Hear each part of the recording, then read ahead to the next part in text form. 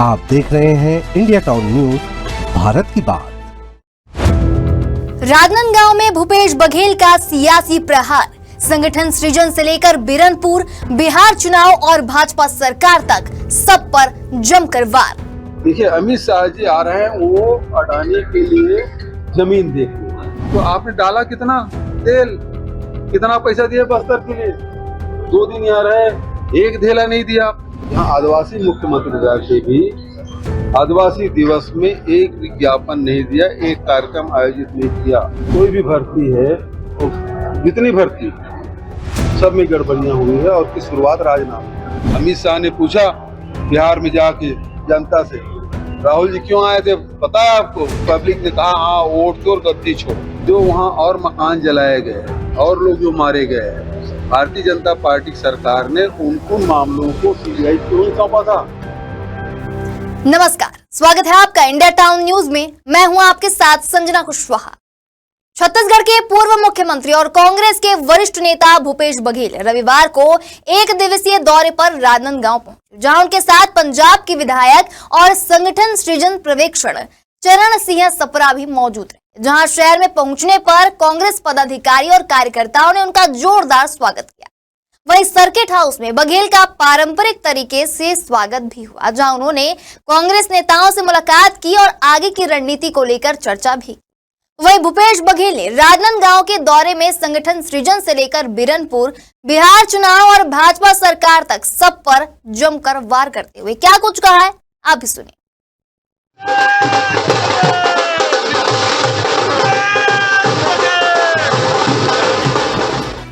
बताया जा रहा है कि बघेल का यह दौरा संगठन सृजन प्रक्रिया से जुड़ा है। आने वाले दिनों में जिले और शहर कांग्रेस के नए अध्यक्षों की नियुक्ति होनी है। इसी को लेकर भूपेश बघेल और पर्यवेक्षण चरण सिंह सप्रा लगातार अलग अलग विंग्स की बैठकें ले रहे हैं। सोमवार यानी कि आज वे युवा कांग्रेस, महिला कांग्रेस, शहर और ग्रामीण कांग्रेस के कार्यकर्ताओं से मुलाकात कर संगठन की मजबूती पर चर्चा करेंगे। बघेल ने कहा है कि कांग्रेस पार्टी में संगठन को मजबूत करने की प्रक्रिया चल रही है। इसी के तहत राजनांदगांव, मोहला मानपुर और खैरागढ़ में संगठन सृजन का काम भी किया जा रहा है। उन्होंने बताया कि इस बार पार्टी नेतृत्व कार्यकर्ताओं की राय के आधार पर 4 जिला अध्यक्ष और कई ब्लॉक अध्यक्षों की नियुक्ति करेगा।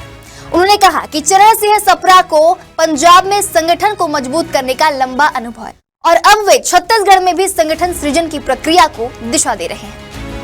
संगठन सृजन का कार्य प्रारंभ हो चुका है और यहाँ ऑब्जर्वर के रूप में सप्रा जी आए हैं, जो मुंबई कांग्रेस कमेटी के में लगातार पदाधिकारी रहे हैं। संगठन का बड़ा लंबा उनका अनुभव है। यूथ कांग्रेस से निकल के आए हैं और लगातार संगठन में काम करते हैं। ऐसे व्यक्ति को जो संगठन जुड़े हुए संगठन की नब्ज समझते हैं, ऐसे व्यक्ति को यहाँ भेजा गया है और अभी यहाँ रह के सभी वरिष्ठ लोगों से मिलेंगे, कार्यकर्ताओं से मिलेंगे। कल आप सबसे प्रेस कॉन्फ्रेंस करेंगे। उसके बाद ग्रामीण के सब पदाधिकारियों से, फिर शाम को शहर के लोगों से मुलाकात करेंगे। फिर सभी ब्लॉकों में जाके वो जायजा लेंगे। उसके बाद किसको जिला अध्यक्ष बनाना है, शहर का, ग्रामीण का, और इनको जिम्मेदारी खैरागढ़ की भी है, राजनांदगांव की है, मोहला मानपुर, तीनों जिले तो शहर 4 जिला अध्यक्ष के नाम तय करके हाईकमान को सौंपेंगे। वहीं पत्रकारों से बात करते हुए भूपेश बघेल ने भाजपा पर जमकर निशाना साधा। उन्होंने कहा कि भाजपा ने हमेशा जनता को गुमराह किया है। बिरनपुर हत्याकांड को लेकर उन्होंने कहा कि सीबीआई द्वारा दायर चार्जशीट में यह साफ हो गया है कि यह मामला 2 बच्चों के झगड़े से शुरू हुआ था, लेकिन भाजपा ने इसे सांप्रदायिक और जातीय रंग देकर राजनीतिक फायदा उठाने की कोशिश की। वहीं उन्होंने आरोप लगाया कि तत्कालीन भाजपा अध्यक्ष और मौजूदा उप मुख्यमंत्री अरुण साव ने घटनास्थल पर जाकर भड़काऊ भाषण दिए, जिससे स्थिति और बिगड़ी है। अब तो भाई जो बिरनपुर की घटना घटी, उसमें एक मुद्दे को सीबीआई सौंपा गया था, वो ईश्वर साहू के लड़के की हत्या का। उसमें भी ये जो आरोप लगा रहे थे,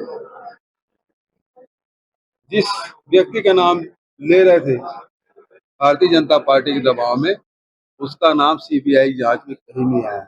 दूसरी महत्वपूर्ण बात, इसमें कोई राजनीतिक षड्यंत्र नहीं था। ये स्पष्ट हो गया है कि भारतीय जनता पार्टी का माफी मांगना चाहिए। और दूसरी बात, जो वहां और मकान जलाए गए और लोग जो मारे गए, भारतीय जनता पार्टी सरकार ने उन मामलों को सीबीआई क्यों नहीं सौंपा था? सबसे बड़ा सवाल तो ये है।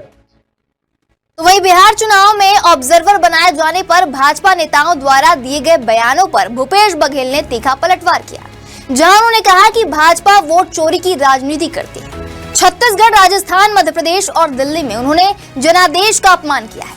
बघेल ने कहा कि राहुल गांधी ने देश भर में वोट चोर गद्दी छोड़ का नारा इसलिए दिया क्योंकि भाजपा ने लोकतंत्र की मूल भावना को कमजोर किया है।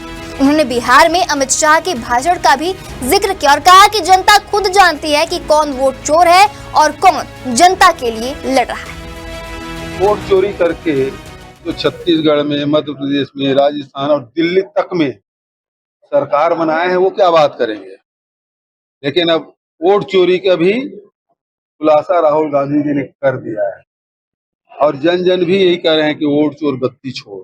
अमित शाह ने पूछा बिहार में जाके जनता से, राहुल जी क्यों आए थे, पता है आपको? पूरी पब्लिक, भारतीय जनता पार्टी के आयोजित कार्यक्रम में पब्लिक ने कहा हाँ वोट चोर गद्दी छोड़। इसके लिए तो राहुल गांधी आए थे। तो जो वोट चोर गद्दी छोड़ का मामला है वो जन जन तक। अमित शाह के हालिया बस्तर दौरे को लेकर भी बघेल ने भाजपा सरकार पर सवाल उठाए, जहां उन्होंने कहा कि अगर अमित शाह सच में बस्तर के विकास के लिए आए थे तो उन्हें वहां के लिए कोई पैकेज या योजना घोषित करनी चाहिए थी। उन्होंने सिर्फ विज्ञापन छपवाए, लेकिन बस्तर के विकास के लिए 1 रुपया तक नहीं दिया। उन्होंने कहा कि भाजपा सरकार ने जनता पर बोझ बढ़ा दिया है। बिजली बिल 3 गुना बढ़ा, गोबर खरीदी हुई और लघु वनोपज खरीदी बंद कर दी गई, जिससे ग्रामीण और किसान वर्ग की आमदनी पर सीधा असर पड़ रहा है। देखिए, अमित शाह जी आ रहे हैं, वो अडानी के लिए जमीन देख लो। यदि बस्तर का हित चाहते तो कुछ पैकेज घोषित करते, बस्तर के विकास के लिए कोई प्रारूप तैयार करते, उसके लिए कोई बजट देते, 2-4 हजार करोड़ रुपया वहां के लिए अलग से सैंक्शन करते, तो अमित शाह के आने का कोई फायदा होता, बस्तर को फायदा होता, छत्तीसगढ़ को फायदा होता। लेकिन वो आके विज्ञापन भर छपवाए हैं और विज्ञापन के माध्यम से केवल बस्तर के बारे में बोले। बस्तर का विकास तो पैसा कितना दिए भैया, ये बताओ। पानी में तो आप तल नहीं सकते ना, बड़ा नहीं तल सकते, पूरी नहीं तल सकते। तो आपने डाला कितना तेल, कितना पैसा दिया बस्तर के लिए? 2 दिन यहाँ रहे, 1 धेला नहीं दिया, तो विकास कैसे होगा? इनके बस की बात तो है ही नहीं। ये तो बिजली बिल बढ़ा रहे हैं, जो लघु वनोपज खरीदी हो रही थी उसको बंद कर दिए, जो कोदू कुट की रागी खरीदते थे वो बंद हो गया, जो गोबर खरीदी होता था वो बंद हो गया। तो लोगों को तो इनकम को पहले खत्म कर दिया और बिजली बिल दुगुना कर दिया। तो भूपेश बघेल ने आगे ये भी कहा कि वर्तमान भाजपा सरकार में हर भर्ती में गड़बड़ी हो रही। राजनांदगांव की पुलिस भर्ती में अनियमितता हुई, एक जवान ने आत्महत्या कर ली, वन विभाग और पीडब्ल्यूडी विभाग में भी गड़बड़ियां सामने आई। उन्होंने कहा कि प्रदेश में आदिवासी मुख्यमंत्री होने के बावजूद भाजपा सरकार ने विश्व आदिवासी दिवस पर एक भी कार्यक्रम नहीं किया, ना कोई बधाई दी और ना ही कोई ट्वीट किया। उन्होंने इसे आदिवासी समाज का अपमान बताया। यहाँ आदिवासी मुख्यमंत्री रह के भी आदिवासी दिवस में एक विज्ञापन नहीं दिया, एक कार्यक्रम आयोजित नहीं किया। विश्व आदिवासी दिवस के दिन कोई कार्यक्रम क्यों नहीं किया भारतीय जनता पार्टी के सरकार ने? विष्णु देव साय क्यों चुप बैठे रहे? तो आदिवासी दिवस के दिन एक बधाई भी, एक ट्वीट तक नहीं किया। तो ये आदिवासी विरोधी सरकार। जी लास्ट सवाल, जिला सरकारी केंद्रीय बैंक में भी जो प्रक्रिया जो कर रहे थे, देखिए इसके कोई भी भर्ती है, तो जितनी भर्ती सब में गड़बड़ियां हुई है। और उसकी शुरुआत राजनांदगांव पुलिस भर्ती की, एक जवान ने आत्महत्या की यही इसी राजनांदगांव। फिर वन विभाग की भर्ती, वो गड़बड़ी हुई। फिर पीडब्ल्यूडी भर्ती बिलासपुर में क्या हुआ वो आपने देखा। अभी चौथा आप बता रहे हैं। तो कुल मिलाकर राजनांदगांव दौरे के दौरान पूर्व मुख्यमंत्री भूपेश बघेल ने संगठन सृजन की समीक्षा करते हुए भाजपा सरकार पर तीखा हमला बोला है। जहां उन्होंने कहा है कि कांग्रेस जनता की आवाज है और हर वर्ग की परेशानी को लेकर कांग्रेस सड़कों पर संघर्ष करती रहेगी। बिरनपुर मामले से लेकर बिहार चुनाव और बिजली बिल और भर्ती घोटाले तक हर मुद्दे पर बघेल ने सरकार की नीतियों को जन विरोधी बताया। उन्होंने कहा है कि कांग्रेस का उद्देश्य सत्ता नहीं, सेवा है और संगठन को नई ऊर्जा के साथ आगे बढ़ाया जाएगा।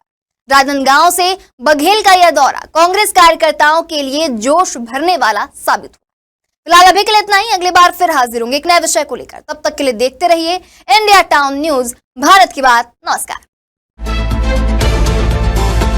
आप देख रहे हैं इंडिया टाउन न्यूज, भारत की बात।